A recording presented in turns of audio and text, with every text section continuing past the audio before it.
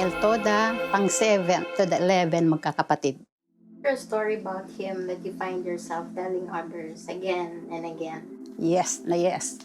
This was during our high school days. Nagkataon kasi noon na ang mga teachers ko ay best friend ni Papa mo. Yung isa yung biyanan ni Kuya Harrison and the other one is yung kumpare niya.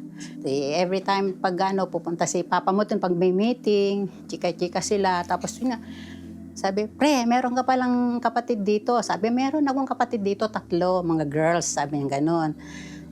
Pagdating na exam, siyempre, ilan ba naman kami noon na nag-aaral. Mababa nga lang tuition fee doon, pero hirap pa rin si Imo and Ino na mag-provide. So, ang nangyayari, promissory note. Pero, pag wala si Imo doon, walang gumagawa ng promissory note. Since best friend nga niya yung mga teachers doon, so, ina-allowed nila ako na mag-take ng exam na kahit walang promissory note. Pero nagbabayad naman si Mo noon, late nga lang. Can you share a time when he made you laugh? Lagi ako may honor noon eh. Tapos, nung wala si Mo, so siya ang umakyat sa stage para maglagay ng ribbon ko. 'Di ba may kumukuha ng picture?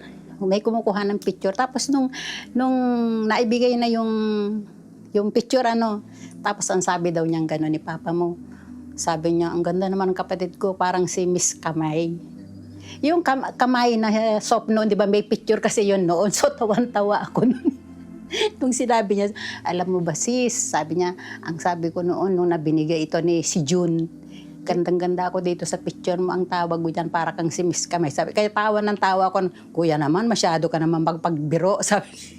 What do you think he would want people to remember most about him? Siyempre yung kanyang kabaitan at kabutihan ng loob. Kasi si Papa mo sa tagal niya nagiging, sabihin na lang, hindi lang teacher kundi isang mamamayan. Ang dami natulungan kami, pamilya, mga kamag-anak. Minsan nagbabike si Papa mo kahit nung araw. Nagbabike talaga yan. Tapos kung meron siyang pwedeng maibigay na pera man o hindi, goods, nagbibigay yan.